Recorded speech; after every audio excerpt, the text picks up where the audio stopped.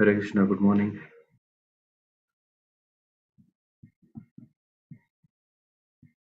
Hare Krishna, Prabhu. Hare Krishna. So, welcome to our today's systematic study for Vedic scriptures, and we are in the chapter 12 of Bhagavad Gita. So, this is, I would say, a very, very, very important chapter of Bhagavad Gita. Of course, 11th chapter, in the end, 55th verse, we were reading how important it is. It is the essence of whole Bhagavad Gita. After the whole essence of Bhagavad Gita is presented, we should already understand how powerful, how useful, how instrumental it is in our life to advance in Krishna consciousness, to achieve success. So after understanding that, we straight away go into the 12th chapter, which is the devotional service, bhakti. So let's understand what is bhakti. But before that, I would like to share a small story. Of course, it might not be very, very interesting for very pure devotee, because he would not be interested in any kind of benefits, benedictions. But from the Padma Puran, there is this story where Lord Shiva is explaining to Parvati that there's a king. So there's a king who was a staunch devotee of Mother Lakshmi. So this is the reference from Padma Puran.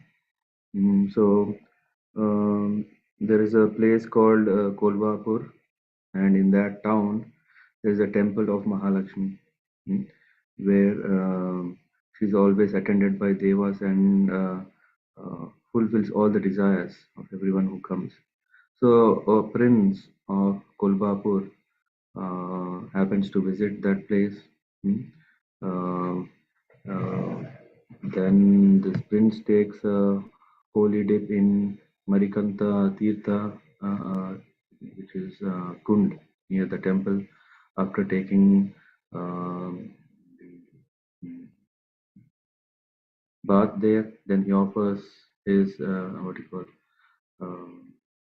worship towards the ancestors, and after that he comes out, and then he falls flat and seek blessings of Mahalakshmi in this temple.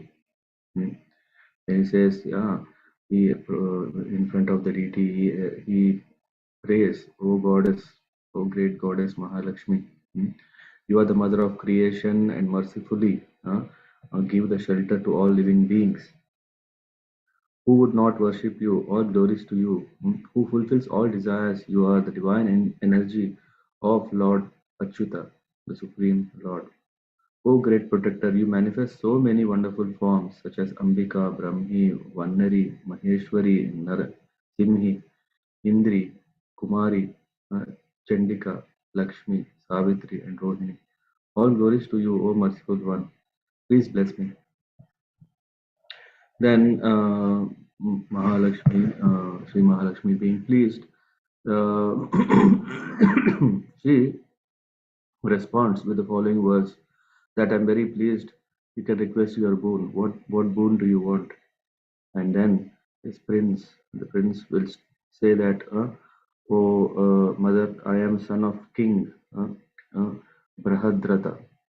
I'm son of King Brahadrata, who happened to perform Ashwamedha Yajna, and before it came to completion, then he died. As his son, I desire to complete this sacrifice on his behalf, but the ceremonial horse has been stolen. So, and then I have sent persons far and wide in all directions, but there is no success. So I come to you on the advice of my chief priest. So only you can help. Please give me, please show your mercy. I have no other desire. Being very pleased and also touched by this prince request that he want to do Ashwamedha Yajna. So what she says is that, okay, because your noble desire can be fulfilled by a pure devotee called Siddha Samadhi, who is at the door of the temple. If you go and take his support, then your desires will be fulfilled. So the prince gratefully took permission and went directly to the residence of the Siddha Samadhi. And Siddha Samadhi, he mm,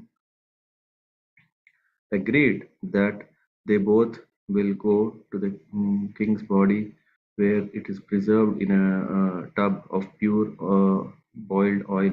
Now, this is the way of preserving the body, partial. And then Siddha Samadhi, what he did is he chanted some sacred prayers and then sprinkled holy water on his body. And then after that, the king came to life.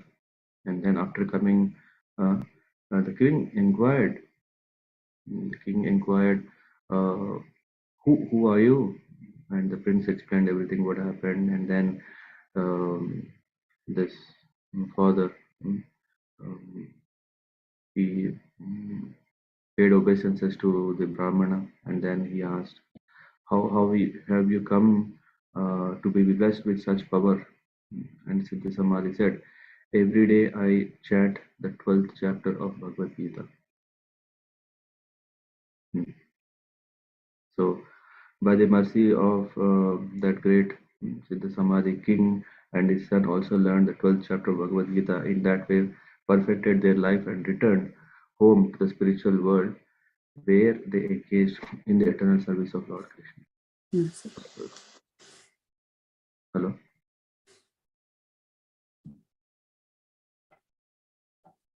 Yeah. So that is a small, what do you call, a 4 word for this 12th chapter. I thought might be interesting. Uh, how is the relation between one becoming spiritually successful or one get such power to Bhagavad Gita? The reference is Padma Puran. At least that should give us faith in it that these words are right. And when we are going through this chapter through the purports of Prabhupada, for them, it makes it more clear that what is the position of devotional service compared to any other service, any other yoga, any other knowledge. Everyone ready to start?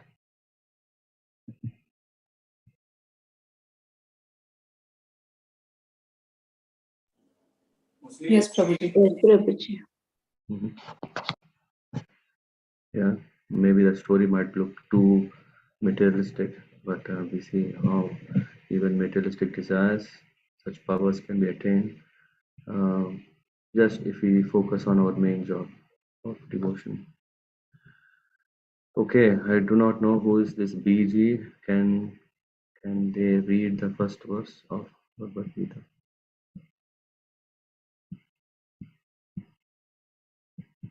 Who is that BG?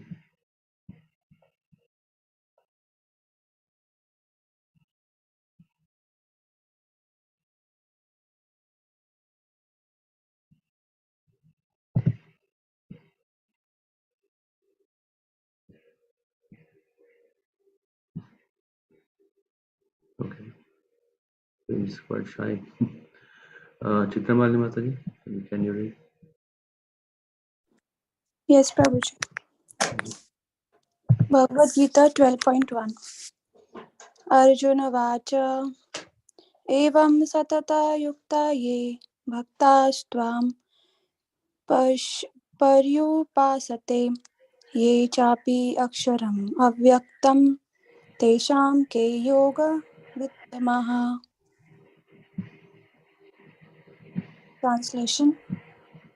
Arjuna inquired, which are considered to be more perfect? Those who are always properly engaged in your devotional service, or those who worship the impersonal Brahman, the unmanifested? Purport.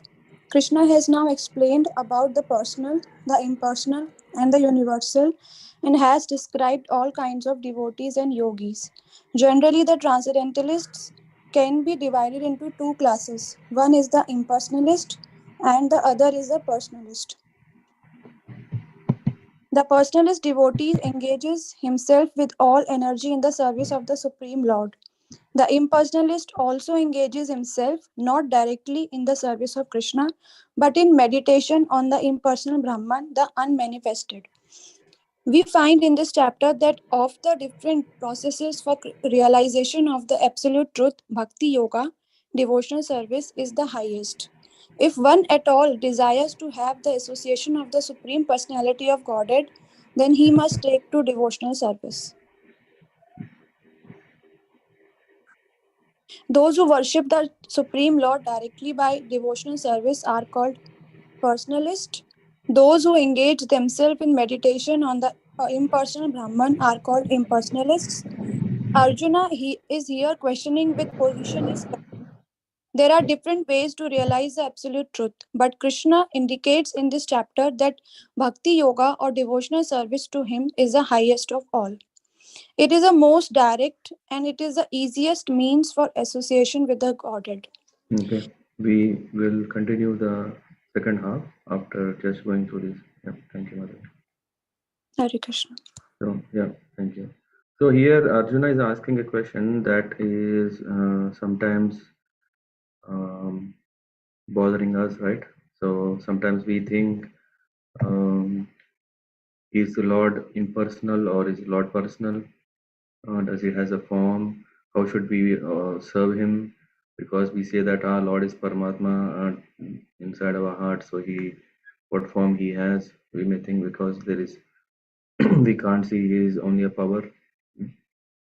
So from a Brahman realization to Paramatma realization to Bhagwan realization, there are three levels of realization, and Bhagwan realization is considered the supreme. So that is what Krishna is, Arjuna is asking. What is supreme? Is the worshipping the Lord in the Brahman realization, or which is impersonal, or directly serving the Lord? Devotional service is actually active way of serving the Lord, where one is offering these upacharas, one is applying. Yeah. So in these upacharas, we see that one is applying sandalwood pulp, one is offering nice tilak, one is bathing him. So all this is possible only when we understand the Lord in the personal form.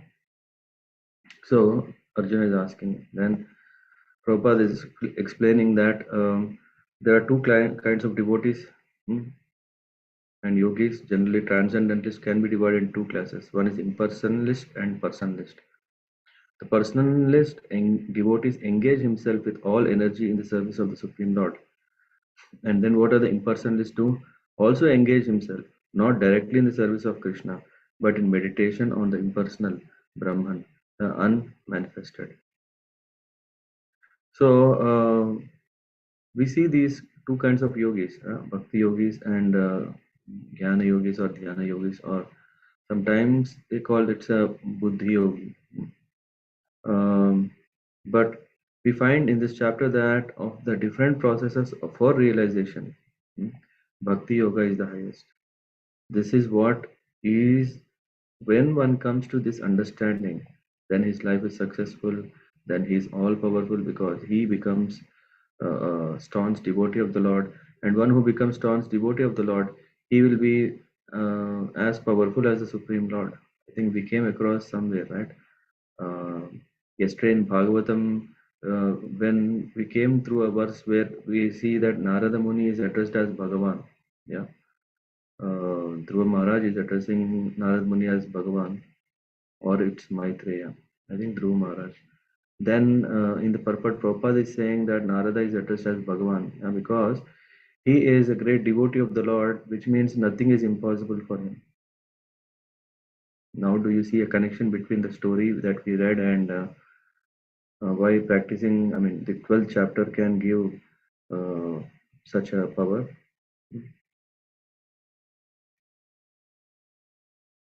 Yeah, is there a connection or a relation?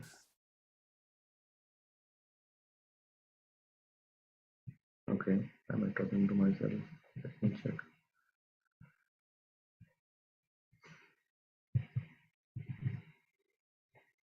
Okay,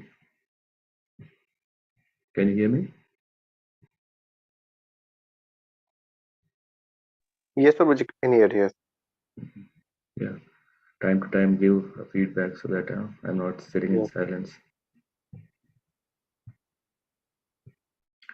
So if one at all desires to have association of the Supreme Lord, then he must take to devotional service. Others are very, very passive and also very tricky. And from Srimad Bhagavatam, when we see also uh, Narad Muni is saying that there are such great transcendentalist uh, yogis who have been meditating on the form of the Lord for many, many, many, many years. We are not talking about our own lifespan, right? 100 years is max what we live. We are talking about those yogis and munis who are chanting for hundreds and thousands of years.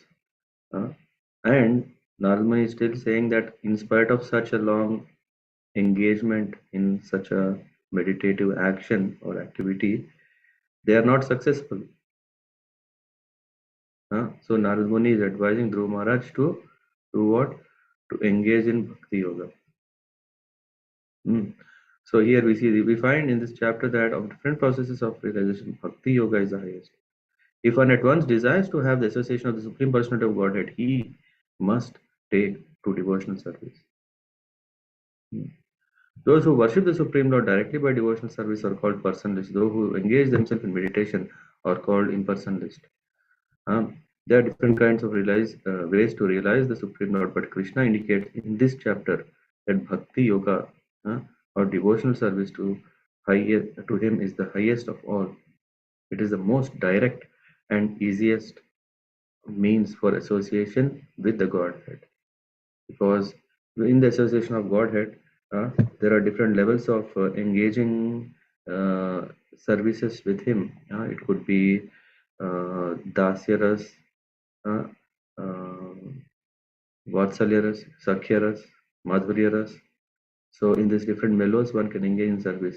In Shantaras, there is no active service of a person to the Lord. So now we continue in which chapter how this statement is really confirmed. Yeah, Chitramali Mataji, please. Yes, Prabhuji. In the second chapter of Bhagavad Gita, the Supreme Lord explained that the living entity is not the material body. He is a spiritual spark, and the absolute truth is the spiritual whole. In the seventh chapter, he spoke of the living entity as being part and parcel of the supreme whole, and he recommended that he transfer his attention fully to the whole. Then again in the eighth chapter, it was said that anyone who thinks of Krishna at the time of quitting his body is at once transferred to the spiritual sky, to the abode of Krishna. And at the end of the sixth chapter, the Lord clearly said that of all yogis, one who always think of Krishna within himself is considered the most perfect. So, in practically every chapter, the conclusion has been that one should be attached to the personal form of Krishna, for that is the highest spiritual realization. Yeah, go on. Nevertheless, okay. Yeah, go on. Okay. Nevertheless, there are those who are not attached to the personal form of Krishna. They are so firmly detached that even in the preparation of commentaries to Bhagavad Gita, they want to distract other people from Krishna and transfer all devotion to the impersonal Brahma Jyotir.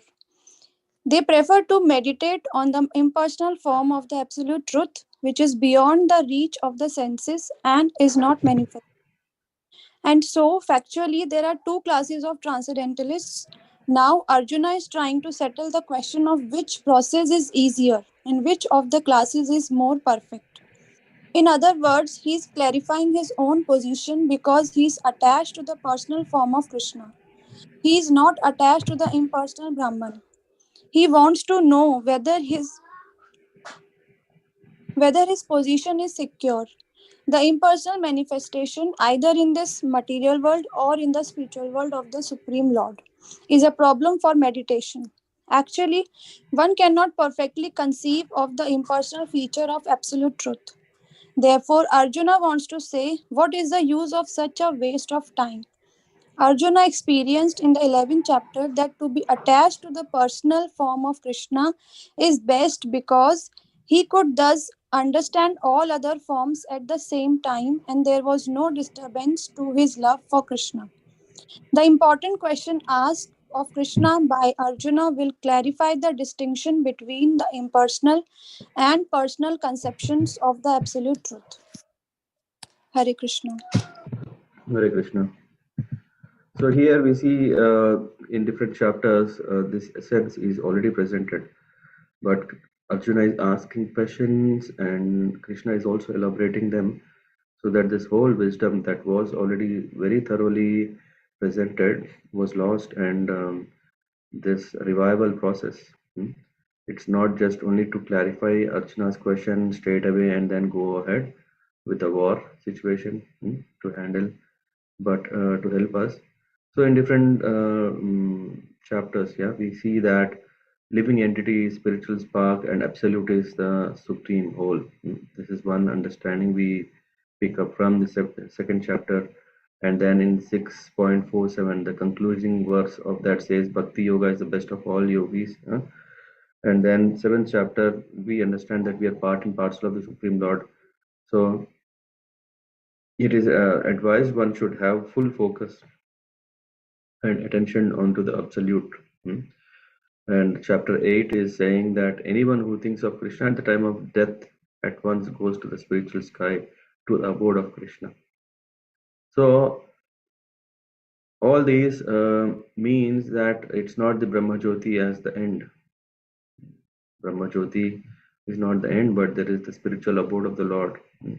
And Arjuna thinks of other processes as waste of time because, but he still asks this question. So to avoid such confusion, he says it's waste of time because one cannot perfectly conceive the impersonal feature of the absolute truth. It is the absolute truth, which is having a personal form. That is the completion. And in that, when we know, we also know his impersonal aspect of him. Just like yeah, the rays of sunlight. Yeah, if just imagine we don't even see up, if we are just enjoying the light that is coming from the sun. If you think that is everything, no, there is also a source of the sunlight. And when we know that, then we worship, oh, because of you, then we are also enjoying this sunlight. And then this is what Arjuna is saying, all forms can be understood. There is that. Arjuna experienced 11th chapter. He could thus understand all other forms at the same time if we know Krishna, personal form. And there was no disturbance to his love for Krishna. Thank you, Chaitanya Mataji. So, Shashwati Mataji, if you have good mic set, can you read 12.2?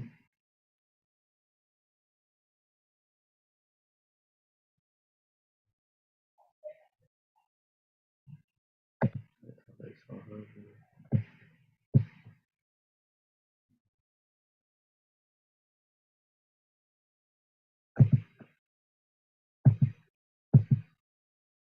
Okay.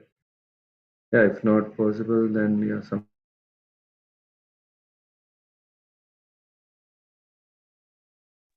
Hare Krishna, Prabhuji.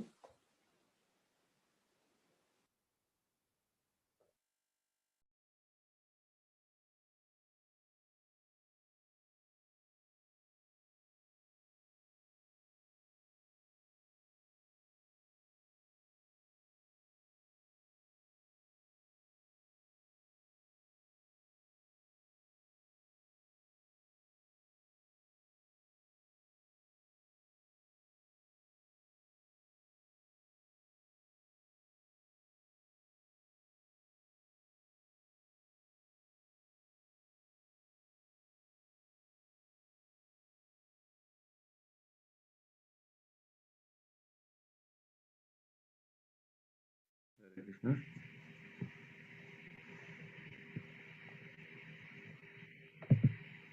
Hare Krishna.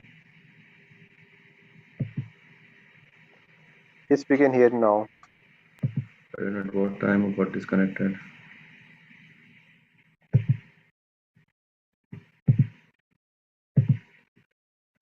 Okay. So, yeah, Shashwati Mataji, were you able to recite 12.2?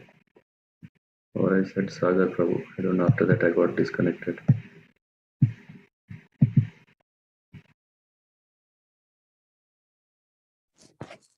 Saraswati Mataji wrote yes. Yeah, then she can read. Yeah.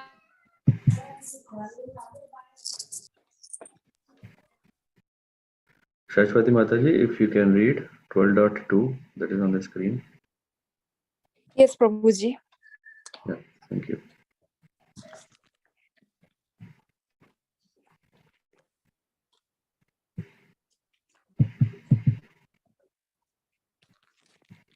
Hare Krishna. Bhagavad Gita, chapter 12, text 2. Shri Bhagavana Uvacha Mae Avesha Mano Ye Mam Nitya Yukta Upasate Shraddhaya Parasaya Petas Te Me Yukta Ma Mata. Translation: The Supreme Personality of Godhead said, "Those who fix their minds on my personal form and are always engaged in worshipping me with great and transcendental faith are considered by me to be the most perfect." Purport: In answer to Arjuna's question, Krishna clearly says that he who concentrates upon his personal form and who worships him with faith and devotion is to be considered most perfect in yoga. For one in such Krishna consciousness, there are no material activities because everything is done for Krishna. A pure devotee is constantly engaged. Sometimes he chants, sometimes he hears or reads books about Krishna, or sometimes he cooks prasadam or goes to the marketplace to purchase something for Krishna, or sometimes he washes the temples or the dishes. Whatever he does not let a single moment pass without devoting his activities to Krishna. Such action is in full samadhi. Yeah, thank you. Shashwati Mataji. Krishna. Hare Krishna. Yeah, so Maya Veshya Mano Mam Yemam Nitya Yukta Upasate Shraddhaya Parayopetas Te Me Yukta Tama. Yukta Tama, I mean, Yukta Tama is the most, topmost. Tama means superlative, yeah, and Yukta means perfect, of yoga. Yukta means to engage oneself, absorb on something. So here 3 points are mentioned. Here the Lord is directly telling those who fix their minds on my personal form. So here fixing the mind on the personal form of the Lord, or a transcendental form of the Lord. So he is considered the supreme. Why? Because by that one is in direct association of the Lord. Who worships him with faith and devotion is to be considered most perfect in yoga. For one in such Krishna consciousness, there are no material activities. That is the reason. That is the reason why this is considered topmost, because everyone we know, yeah, or at least who are in devotion or who are into yoga, we all know that there is something higher beyond us, beyond this world, beyond this universe. So everyone is aspiring to reach that higher stage, which is could be some motivated by liberation, someone is motivated beyond liberation also. Someone is looking for eternity. All these and the ways we talk about is familiar to us is samadhi. Samadhi. When we see the Ashtanga Yoga, the topmost level is called samadhi, and this topmost level, of course, it's not so easy to attain that. Because it's not so easy to attain, takes a lot of effort to go in this path. If you take to the Ashtanga Yoga, Yama, Niyama, that itself, I think, in Kali Yuga is very difficult. How many of us can follow Yama and Niyama? It's nice. Let's see. Raise your hands if following Yama Niyama is what we are doing, can do. Who finds it very challenging? Raise your hands.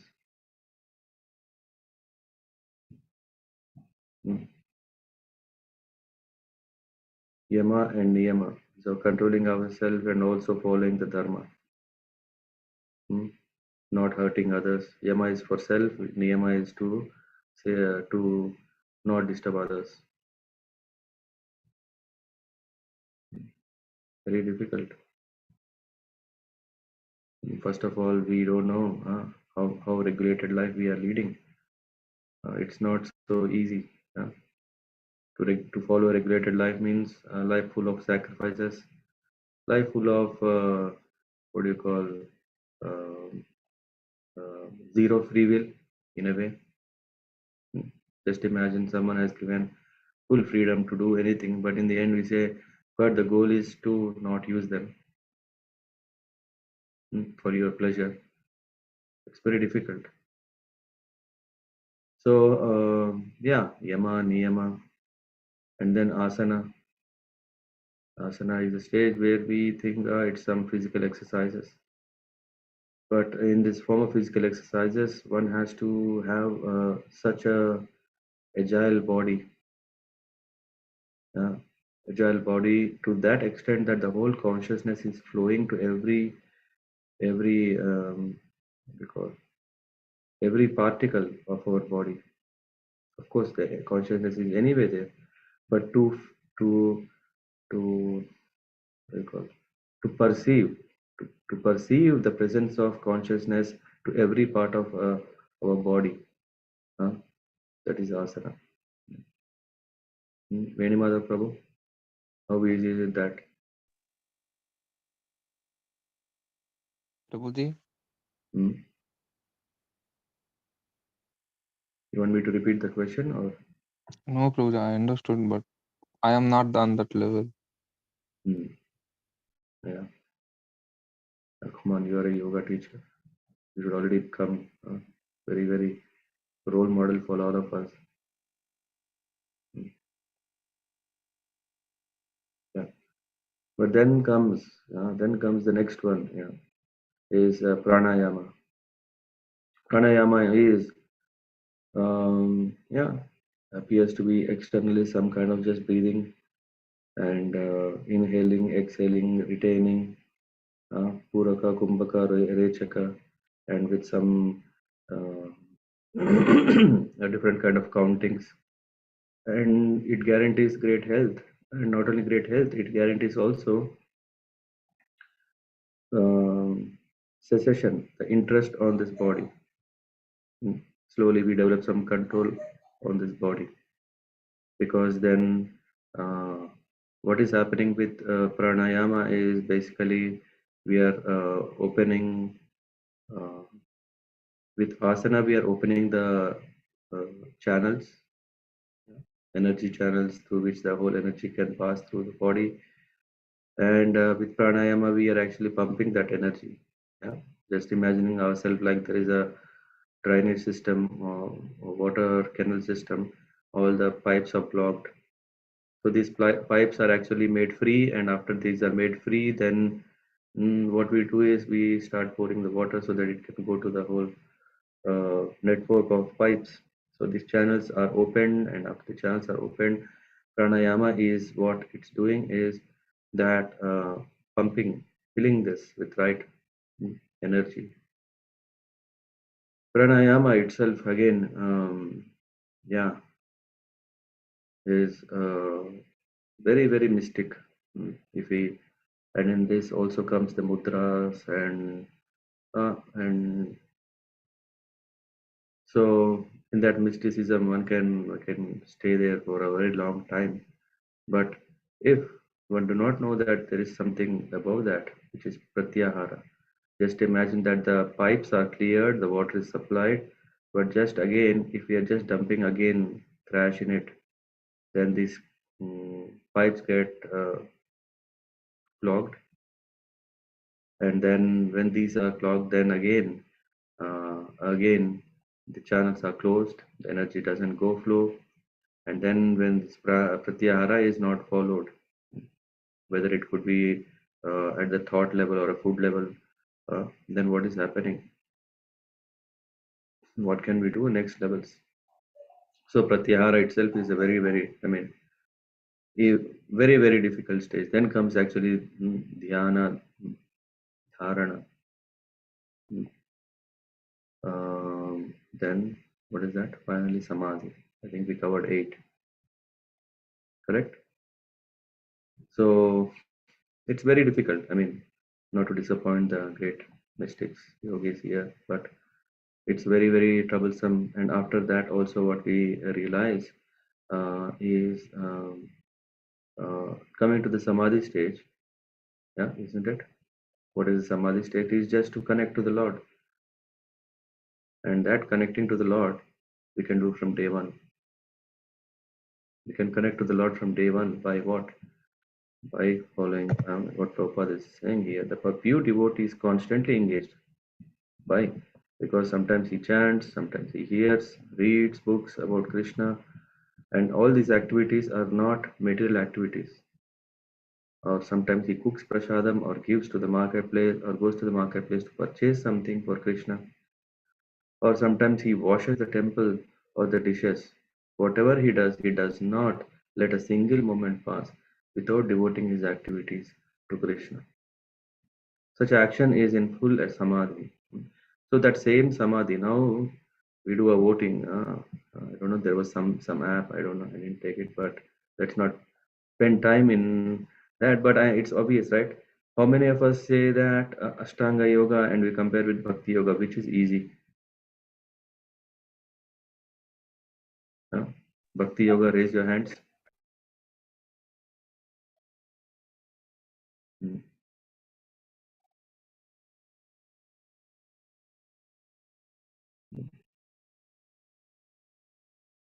Yeah, how difficult it is. Yeah, how easy it is. Still, I think we are doing the same exercise. How easy it is to practice Ashtanga Yoga.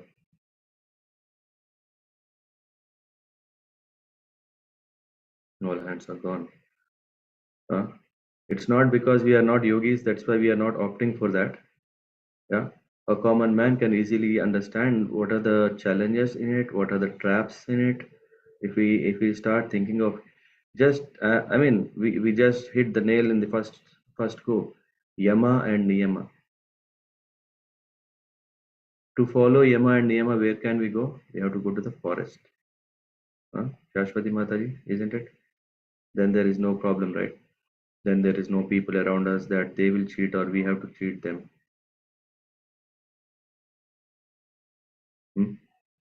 Otherwise, leading a very clean sheet, clean life, how difficult it is.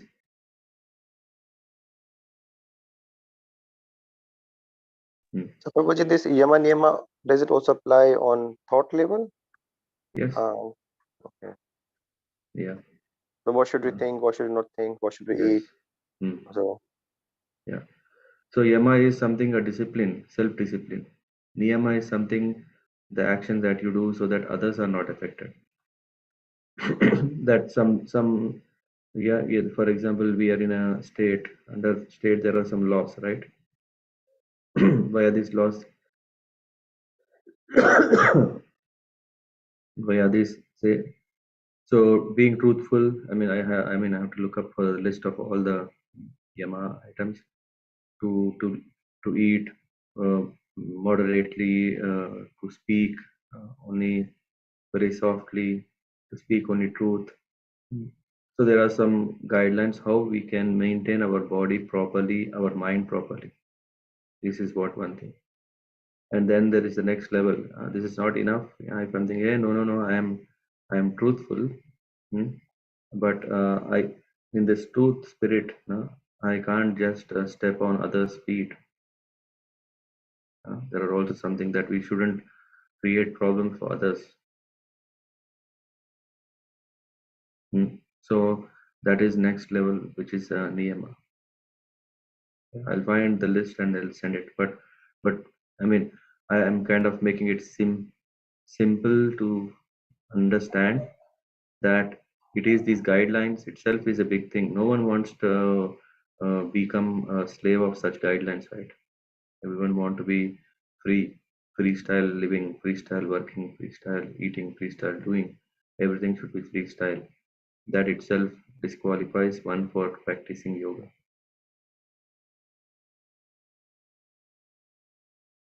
Yeah. And another thing is that, okay, in the Ashtanga Yoga, that the guru who is teaching to the student is not supposed to teach or tell all these things to anyone else. And now how tempting it is, like if you're advancing and if you can't tell to others, because as soon as if you tell others, the yoga, they say that the Shakti will come down.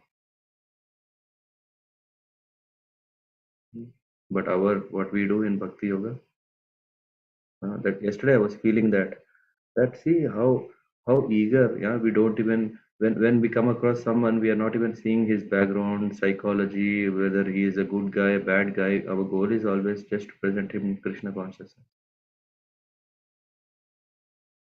isn't it? And by Krishna's grace, we are also getting contact with people who are good people. But just imagine if someone is a terrorist and we don't know about it.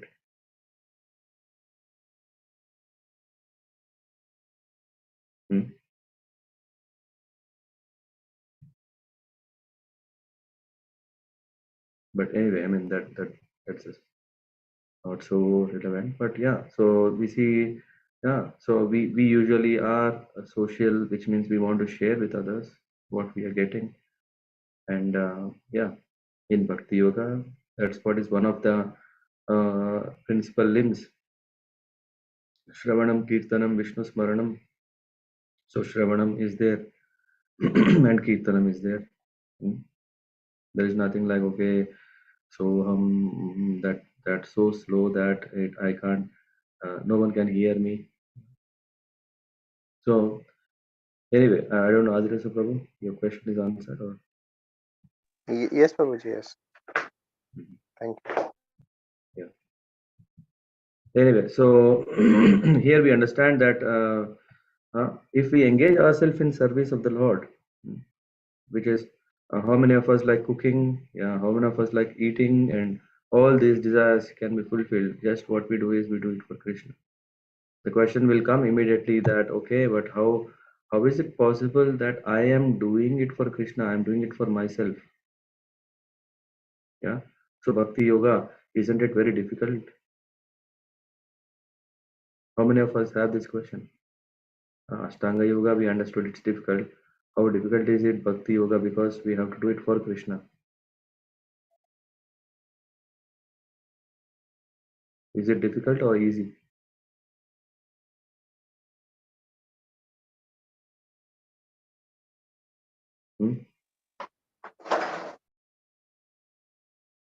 Yes, I think Prabhuji, to come to this understanding, I also had this question. Like, I think we all have this question. We hear we should do it for Krishna, but but at the end, actually, we do it for ourselves. Yeah. That's the mixed bhakti. Yeah, if a samosa is there, is it for Krishna or is it for me? Yes. If kachori is there, is it for Krishna or for me?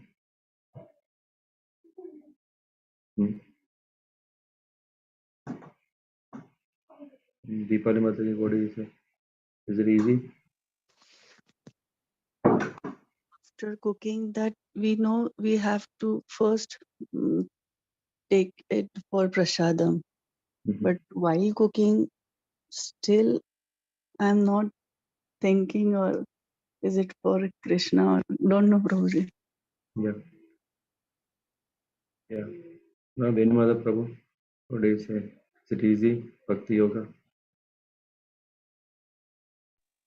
Prabhuji, first thing is when I am cooking, when I came at 9 o'clock after from the office, I don't think about Krishna. First cook myself, whatever I cook, I have to do Krishna then only. First cook for Krishna, then I'm not in that consciousness when I'm so hungry. Okay. Others? Yeah, thank you. Others? What are the challenges we have to practice Bhakti Yoga? In real practical reading, hearing, meditating, cooking. Hare Krishna, Prabhuji. Mhm. I mean, in general, actually, if we our understanding is so limited that we may not understand Krishna as a whole completely. So that also limits us to understand Bhakti Yoga in Bhagavad Gita. So sometimes, how much ever I try, still I see the limitation in me that I'm not understanding the Bhakti Yoga as such. So yeah, maybe it becomes challenging. So maybe the next step would be to understand more about it and cultivate more knowledge so that I understand completely and then proceed. So yeah, I think in general it becomes challenging if we don't understand Krishna as a whole. Yeah, thank you. Yeah, that aspect is there. Yeah. The reason I'm asking this question is that after we understand this, then only the next verses make a very good, because next verses are more of practical approaches how to engage ourselves in Bhakti Yoga. Yeah, so this is not, it's not an irrelevant question. So please bear with me. So Sindhu Mataji, Bhakti Yoga for you, how easy it is to practice.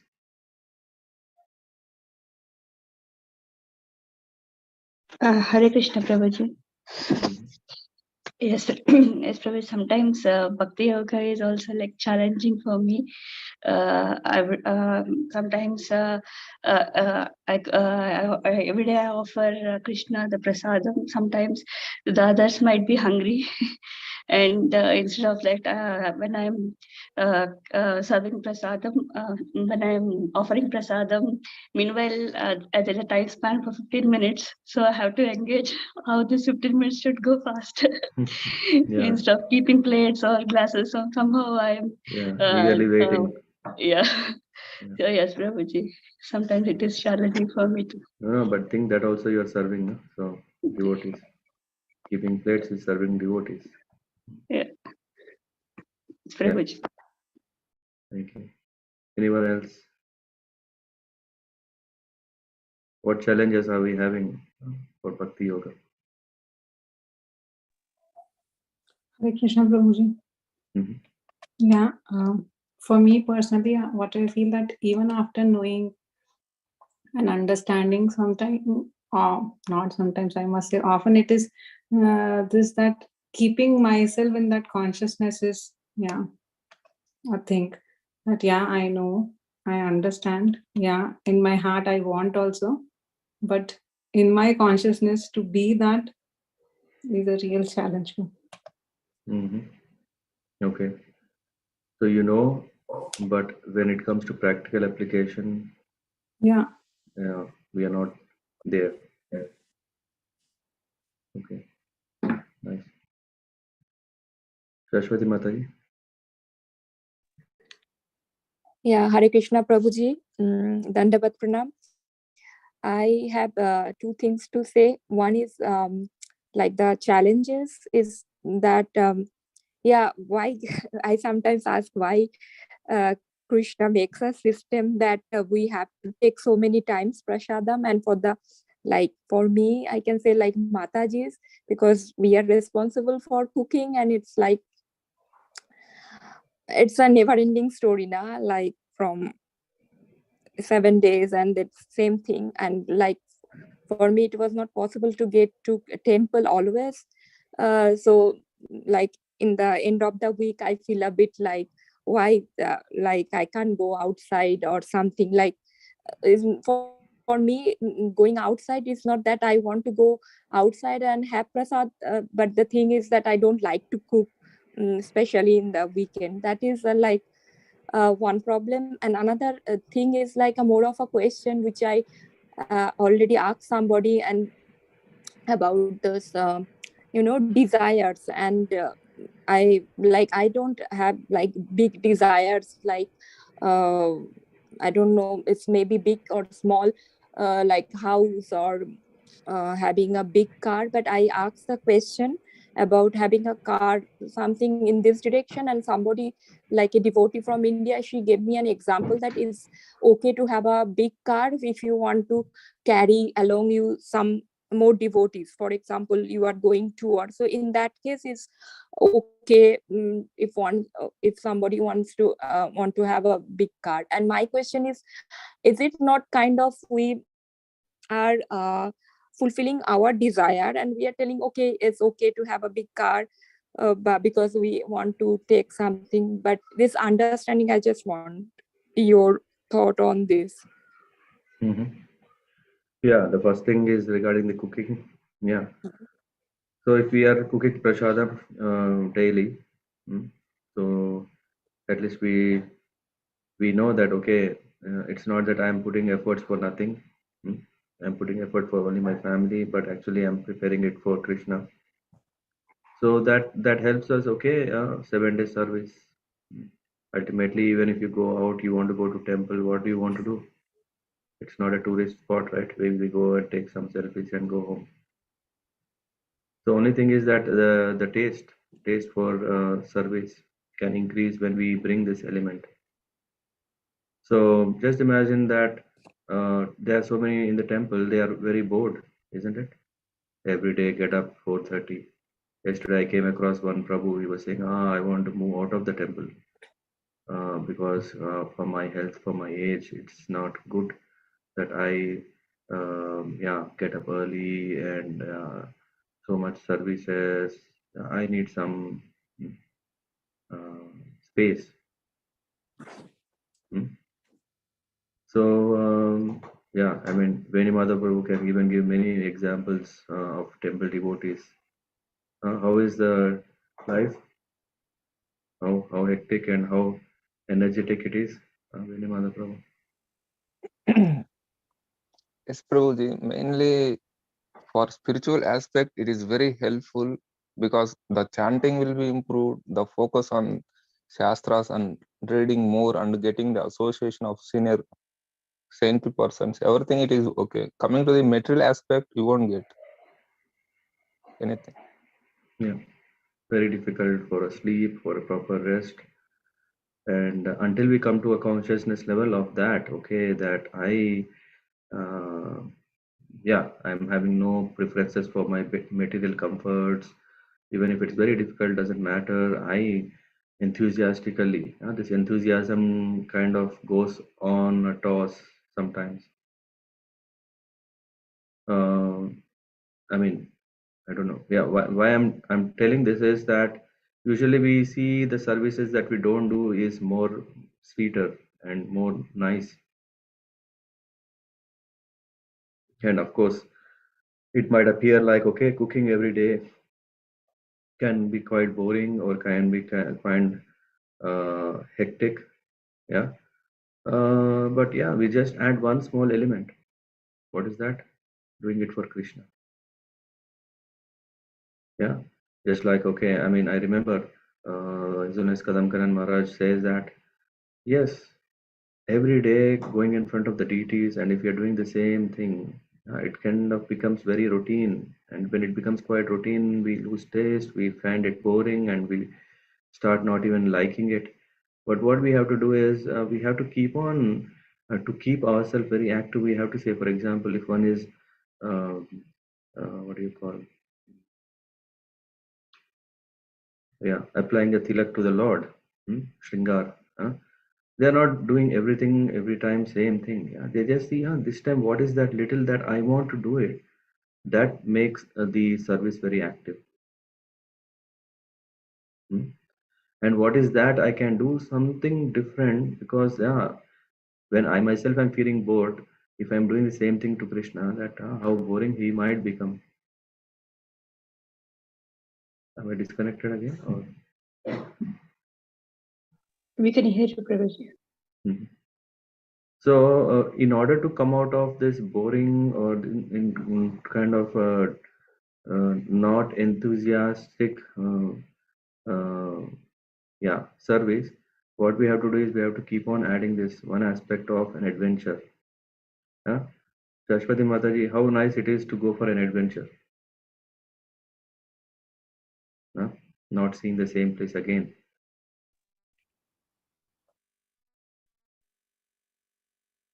No? Sorry, Prabhuji, I couldn't hear you. The last thing what you said. I'm saying isn't it so exciting to go for on an adventure?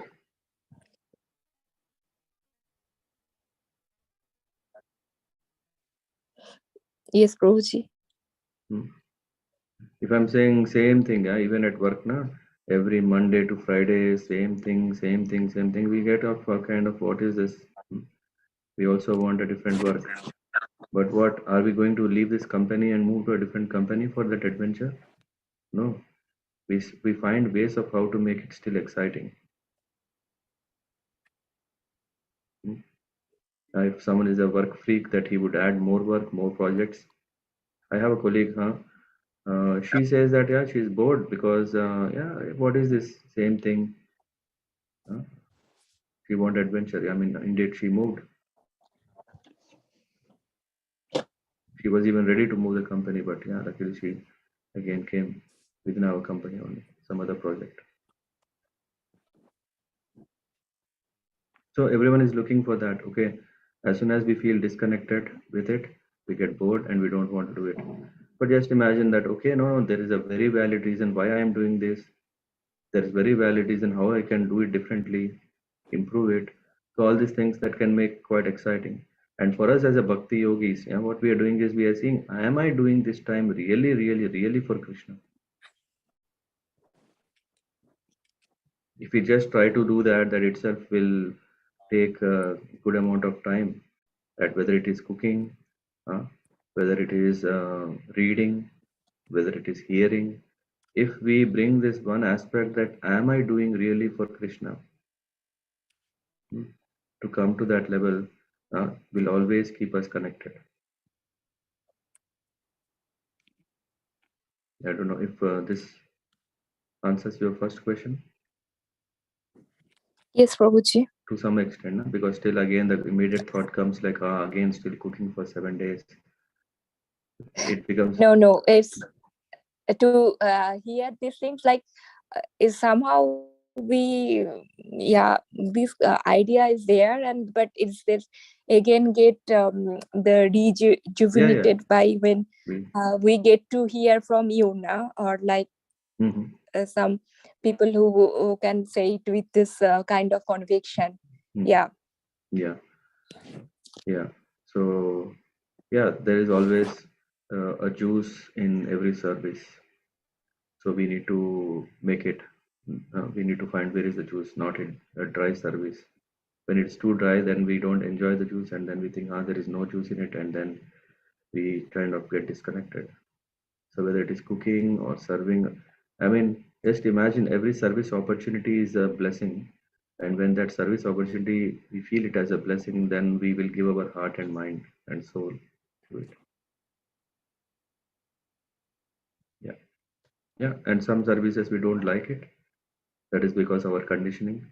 But we just say, okay, but what to do? Krishna is putting us, he wants us to learn something from it. We continue to do it.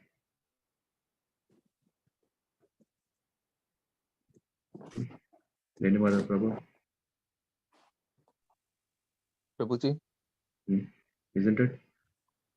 Yeah. We don't get always what we want, service. The service will come and then we tune ourselves to it. Yes, Prabhuji. And after that we realize, see, I don't know anything. All of a sudden, after 6 months, 1 year, I see I can do a lot to the Lord.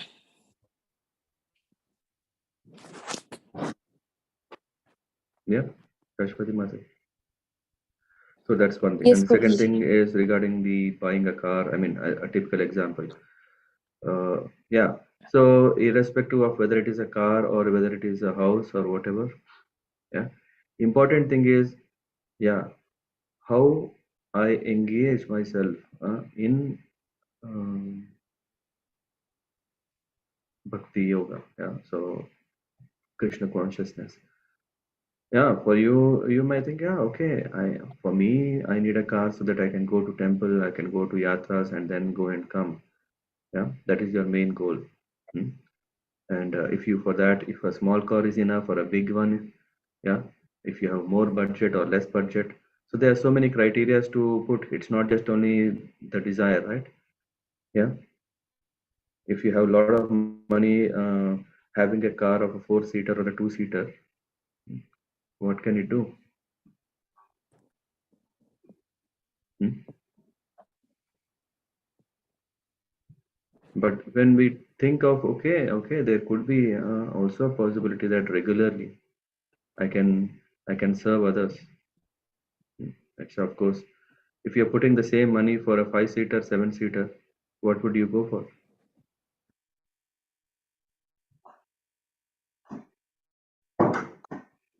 Hmm?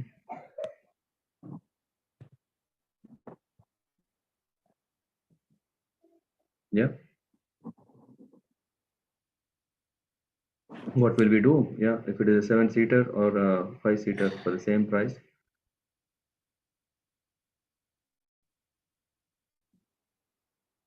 Others, what would be your preference?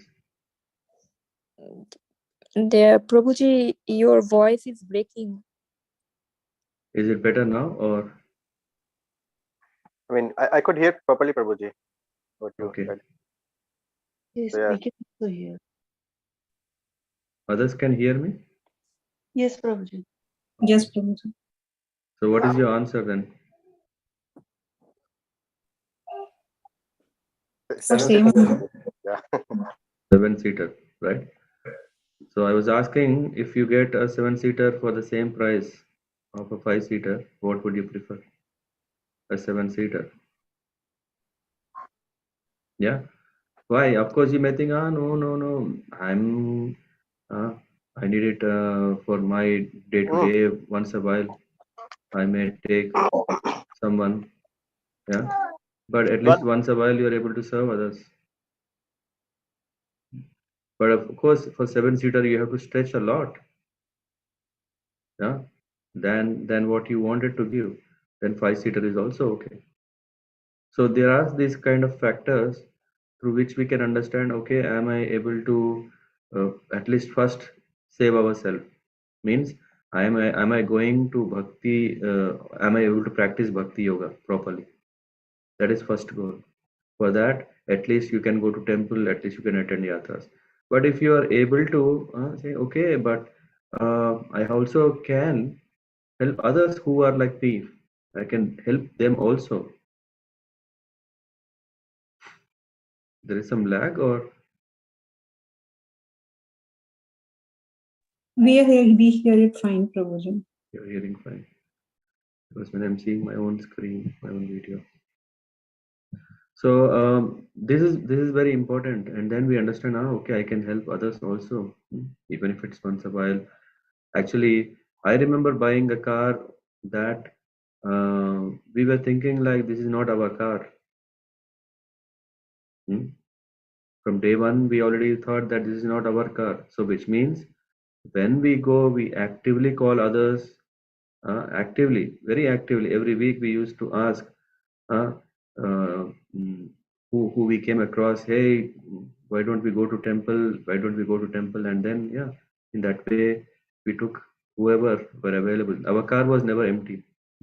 It was not only with us, but every time we took others. Even it was a 5-seater car. I'm not talking about 7-seater. Of course, in our 5-seater car, there were 7 or 8 people who also went sometimes. But yeah, I don't know with this car example whether the whole concept is clear, Rashwati Mataji, or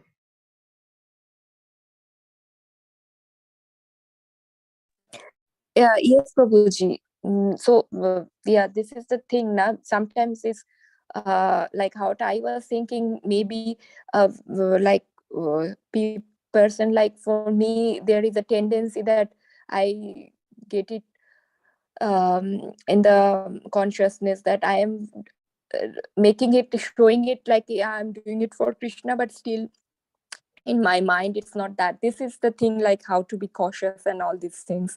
What do you mean by that? Because how do you think that others are not thinking correctly? If you have a seven-seater car or a big house, just, no, you were saying no, some show off. People may think that I'm showing off.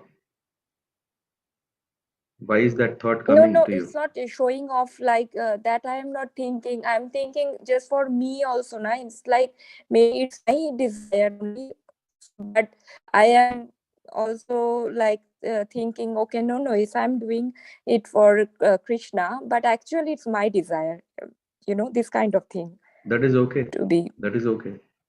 That's fine. Even if it's your desire, yeah, because we are not best devotees in first day. Yeah. Yesterday we were in Bhagavatam, we were seeing Dhruva Maharaj, where we see that even if we have all kinds of desires, still we go to Krishna. So if desires are there, doesn't mean that we stop everything. Because the desires are there, that's why let me go to something else or not do bhakti at all. No. By practicing bhakti, these desires are corrected. So it's a active process, which means like one shot, two birds, that our desires are corrected and at the same time we are also advancing. And of course, if others people, we need feedback. As I said, is it really I'm showing off? Is it really the case? How do we know that feedback? Yeah, when we really come to a situation and then we say, okay, now I need to rectify my um, activities. Yeah.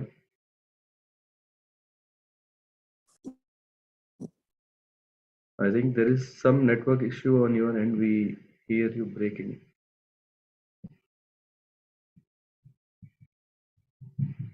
Yeah. Others could hear or? Yes, Prabhuji. It's good. Mm-hmm. And Prabhuji, I was thinking while you telling all these points which helps us.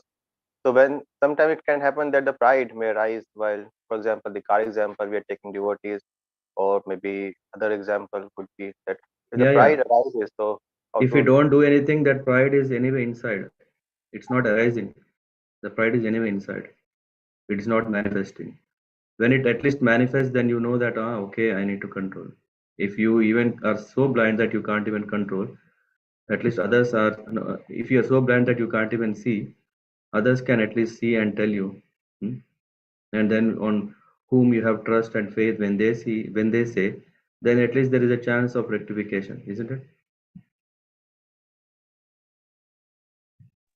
Yes, Prabhuji. Usually it's not that okay, pride is arising because of doing this. Even if this is coming as a weed, because when we are doing bhakti, at the same time all these anathas are also manifesting, because seeds are anyway there. The seed is anyway there. It is only that when what is happening, when we are giving all these favorable conditions, like okay, I am speaking, 10 people are hearing, so I am great. All these things when they come, then we think, okay, these are the things that are disturbing, so I need to also know how to handle them. Just like when a person is becoming more famous, there will be more people who will throw stones, right? It's not only praising. Then one has to understand, okay, how to handle the praise as well as the stone. But not stopping the service. You're getting that point? Yes, Prabhuji. Yes. It's not backing out, but actually going forward and learning, improving, and then because some people are very, very introverts, that they don't even talk when need is there. At least I'm like that. I usually don't talk, oh no, what will, but I think no, it really is needed as part of preaching. It's needed, and when we come across this process, and then what we do is we know, okay, what to talk, what not to talk, huh? How to present it such a way that others can take. All these things will come. Now try Shashwati Mataji. Your hand is up. Yes, Prabhuji, I understand. Thank you, Prabhuji. Prabhuji, I have another question, but I don't know if maybe I can ask you later, or yeah, if it is related to the topic that we are discussing, and if you're fine with a very, very short answer, because at 11 o'clock there is other seminars, then yeah, ask, and then we see. Oh, okay, Prabhuji. This other Prabhuji, he was mentioning about the spiritual progress and the material thing in the living in the temple. But Prabhuji, this question is that this material need is also there, now that taking care of our physical health and Yes. because we have this body, and then sometimes Correct. it can be exhausted, that if you can put a bit a little bit light on that. Yeah, first health. Yeah, this is definitely there, because just imagine you want to go to Simhachalam, but your car is broken, so you can't go. You need your car, right? So for us also, this body is very important. We can't just work with free spirits because we are freestyles. We need this body because our sense organs are the means through which we can function and achieve our goal. But what the point here we are saying is that we are not working with angels in temples, isn't it? Are we working with angels that okay, I want to lift a flower vase, and then angel is coming and doing it for us? No, we have to do it ourselves.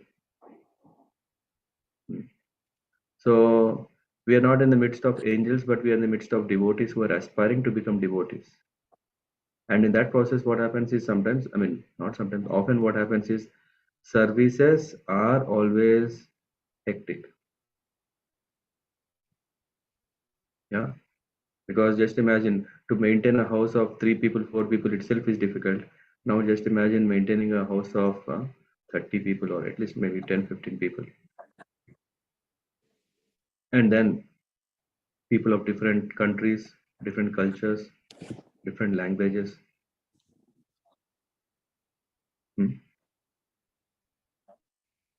Isn't it?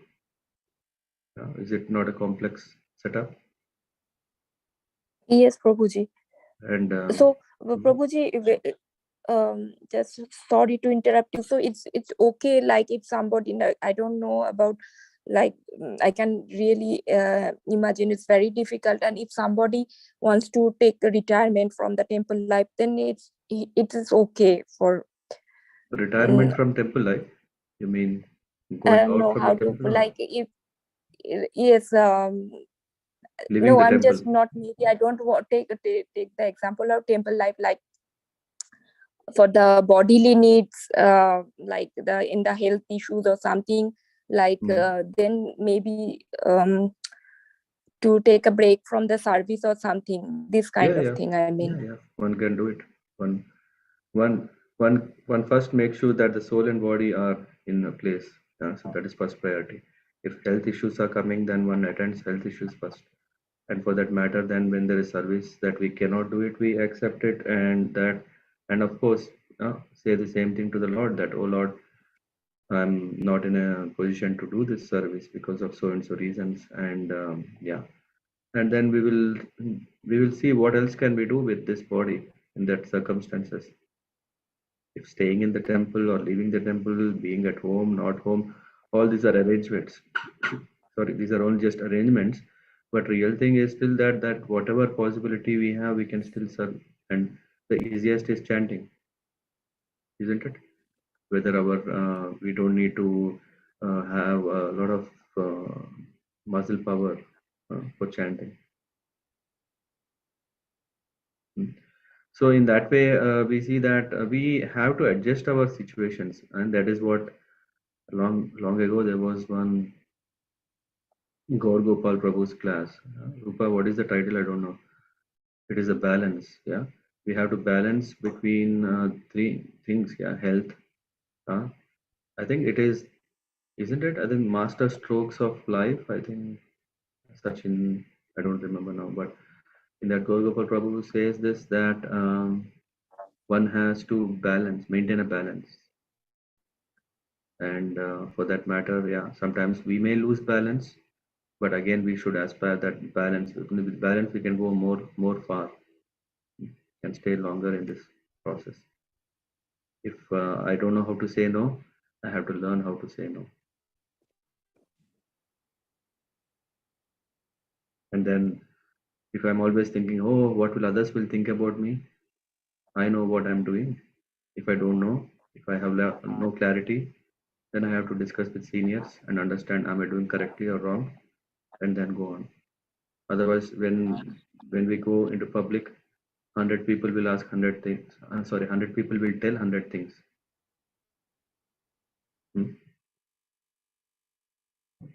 So this is what we should do. Yeah. Yes, Prabhuji.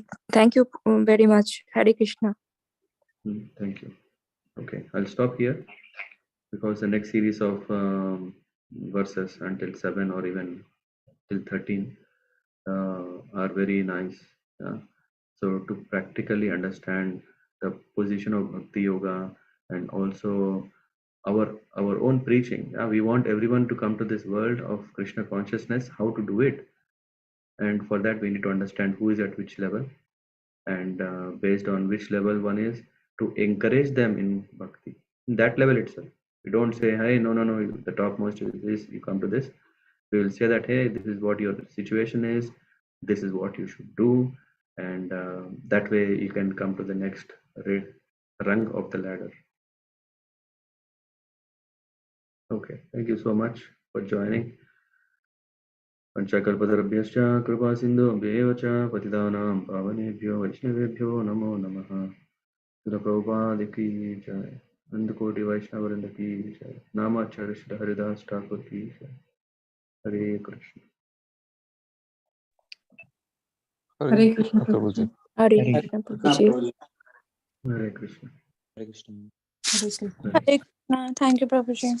Hare Krishna. Hare Krishna. Hare Krishna. Hare Krishna. Hare Krishna.